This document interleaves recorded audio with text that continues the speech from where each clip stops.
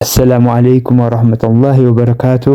የተከበራችሁ ወንድም እህቶች፣ ዛሬ የምናየው ዱዓ በምናደርግበት ጊዜ እጅን ወደ ላይ ማንሳት ያለብን መቼ ነው፣ ማንሳት የሌለብንስ መቼ ነው የሚለውን ነው።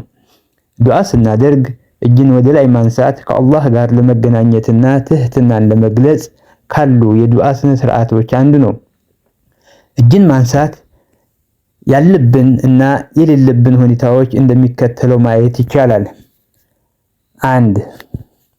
እጅን ማንሳት የሚወደድባቸው ወይም ሱና የሆኑ ጊዜያት።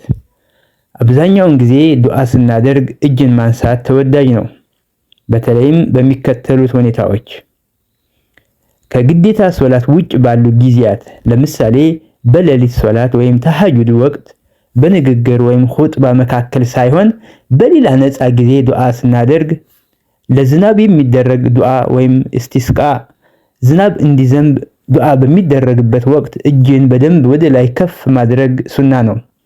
በጉዞ ላይ ያሉ መንገደኛ ሆኖ ዱዓ ሲያደርጉ እጅን ማንሳት ዱዓው ተቀባይነት እንዲኖረው ከሚያደርጉት ሰበቦች አንዱ ነው። አረፋ ቀንና ሰፋና መርዋ ላይ በሐጅ ወይም በኡምራ ወቅት በእነዚህ ቦታዎች ላይ እጅን አንስቶ ዱዓ ማድረግ ይወደዳል። 2. እጅን ማንሳት የማይወደድባቸው ወይም ሱና ያልሆኑ ጊዜያት። አንዳንድ የኢባዳ ስፍራዎች ላይ ነብዩ ሰለላሁ ዐለይሂ ወሰለም እጃቸውን ሳያነሱ ዱዓ ያደርጉ ስለነበር በእነዚህ ቦታዎች እጅን አለማንሳት ሱና ይሆናል።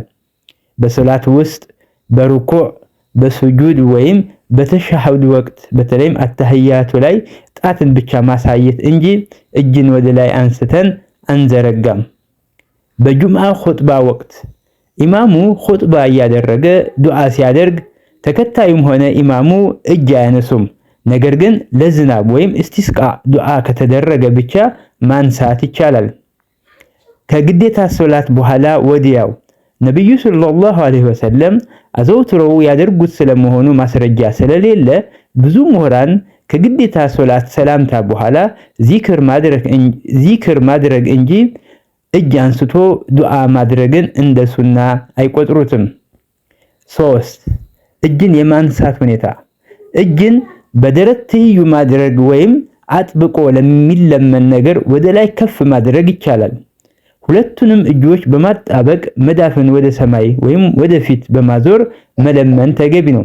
በአጠቃላይ ከላይ ከተጠቀሱት የማይነሳባቸው ቦታዎች ውጭ በማንኛውም ጊዜ አላህን ስንለምን እጅን ማንሳት የዱዓ ተቀባይነትን የሚጨምር መልካም ተግባር ነው። ወሰላሙ አለይኩም ወራህመቱላሂ ወበረካቱሁ።